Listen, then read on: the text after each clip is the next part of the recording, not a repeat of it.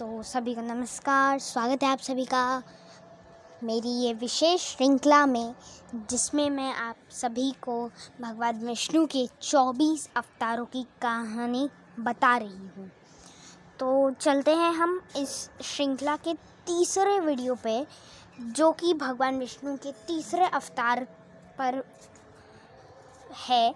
और भगवान विष्णु का तीसरा अवतार है देव ऋषि नारद का अवतार, जिन्हें भगवान विष्णु का मन कहा जाता है।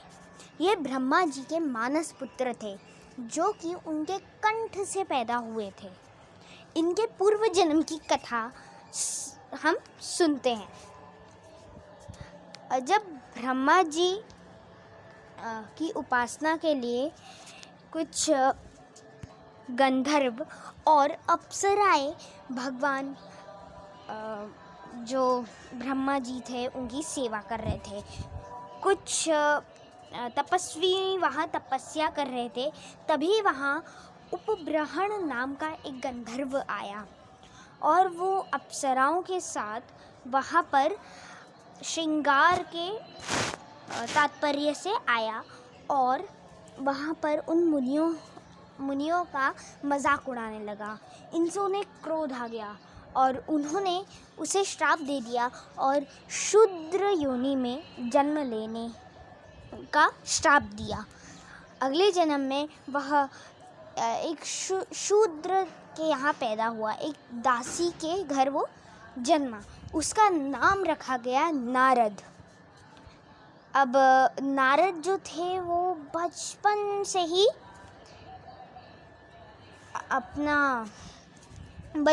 ही वो बहुत पूजा पाठ करते, संतों की सेवा में बैठे रहते। उनकी माँ भी ऐसी थी।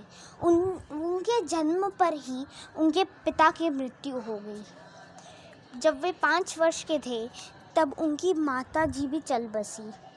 तब वे इस दुनिया में अकेले रह गए और संतों के साथ ही इधर उधर जाकर भगवान की भक्ति में लीन रहने लगे।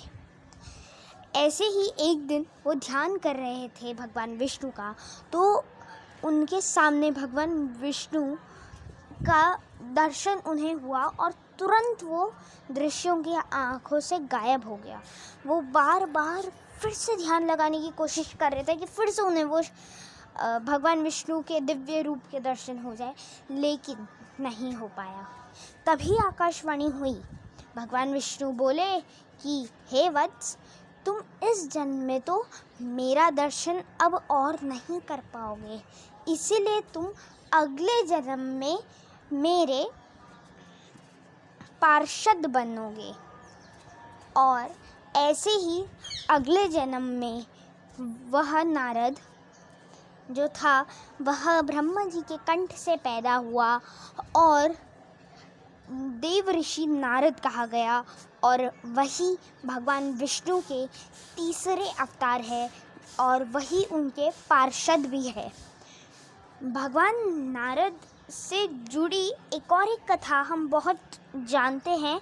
उनका घमंड तोड़ा था जब भगवान विष्णु ने उन्हें अपने रूप पर जब उन्होंने नारद जी ने भगवान हरि जो कि विष्णु जी है उनको श्राप दिया, जिसके कारण उन्हें राम अवतार लेना पड़ा। तो इसकी कथा भी हम जान लेते हैं।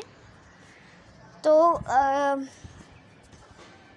देवऋषि नारद को जब ध्यान कर रहे थे, जिस जगह पर भगवान शिव ने कामदेव को भस्म किया था उसी जगह वो कठोर तपस्या करने लग गए उस जगह।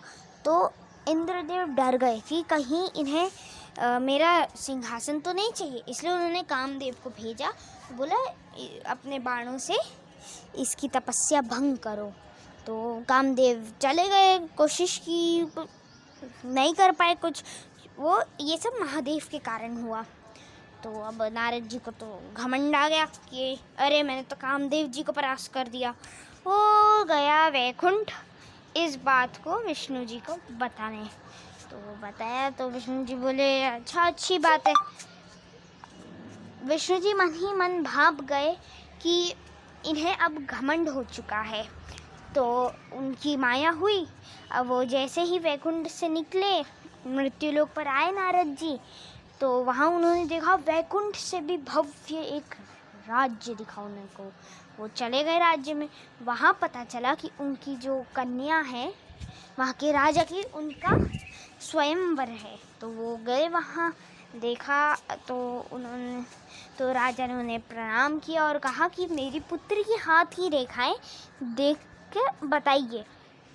तो उन्होंने जब देखा तो वो चौंक गए कि अरे ऐसा कैसे हो सकता है, क्योंकि उसमें लिखा था कि जो भी इसका ये जिससे भी विवाह करेगी, पूरा विश्व उसका दास रहेगा, उनके चरणों में झुकेगा। तो और नारद जी ने बाकी सारी बातें तो कह दी, लेकिन ये बात उन्होंने नहीं कही। अब वो गए हरि के पास, तो उन्होंने भगवान से प्रार्थना की कि भगवान मुझे आपका रूप दे दीजिए, कुछ देर के लिए हरि रूप दे दीजिए ताकि मैं स्वयंवर में भाग ले सकूं। तो विष्णु जी ने कहा तथास्तु, मैं तुम्हें समय आने पर अपना हरि रूप दे दूंगा। तो नारद जी प्रसन्न हो गए, चले गए वहाँ पर। अब हरि जो शब्द है उसके दो मतलब होते हैं। एक मतलब होता है कि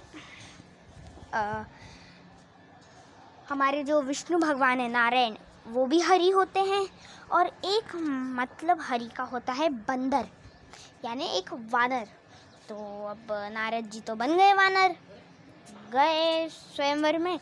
तो जाओ, वहाँ की राजकुमारी थी, उन्होंने तो उनको देखा ही नहीं और एक सुंदर राजकुमार के गले में वरमाला डाल दी। अब तो बड़ा क्रोध आया उनको कि अरे मुझे तो देखा ही नहीं इसने। तो वहाँ जो शिव जी के गण थे वहाँ कुछ, उन्होंने कहा कि अपनी पहले शक्ल तो देख लीजिए। तो तब उन्होंने पानी में शक्ल देखी तो देखा तो है वो तो बंदर बन गए, वानर बन गए। क्रोध आया उनको बहुत, चले गए वैकुंठ। तो वहाँ पर विष्णु भगवान विराजित थे, एक तरफ लक्ष्मी जी थे और एक तरफ वो राजकुमारी थे। तभी नारद जी समझ गए कि वो जो राजकुमार था जिसके गले में उसने वरमाला डाली थी, वह विष्णु भगवान ही आए थे। तो हुआ तो और ज़्यादा क्रोध आया उन्हें और उन्होंने भगवान विष्णु को श्राप दे दिया कि जैसे मैं स्त्रीहीन रह गया, वैसे तुम भी स्त्री के वियोग में इधर उधर भटकोगे, वन वन भटकोगे।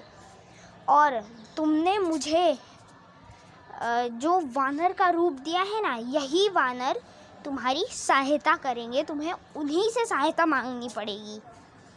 तो जब मिल गया श्राप तो भगवान विष्णु ज़रा सा मुस्कुराए और जो वो राजकुमारी थी वो लक्ष्मी जी में समाहित हो गई।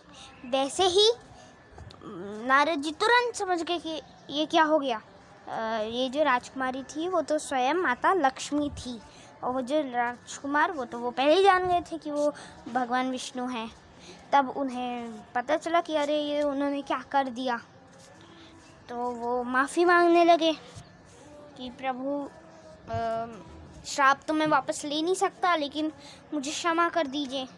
तो बोला तथास्तु। तभी नारद जी को ध्यान आया कि ये भगवान विष्णु ने जो किया, ये भगवान ब्रह्मा जी के एक श्राप को सही करने के लिए किया। इसकी कथा है कि जब भगवान ब्रह्मा जी ने नारद जी को विवाह के लिए कहा तो उन्होंने मना कर दिया कि नहीं, मैं संत जैसा ही रहूँगा। तब ब्रह्मा जी को बड़ा क्रोध आया और उन्होंने उन्हें जीवन भर अविवाहित रहने का श्राप दे दिया। इसीलिए श्री हरि ने ये माया रची और उनका घमंड तोड़ने के लिए भी रची।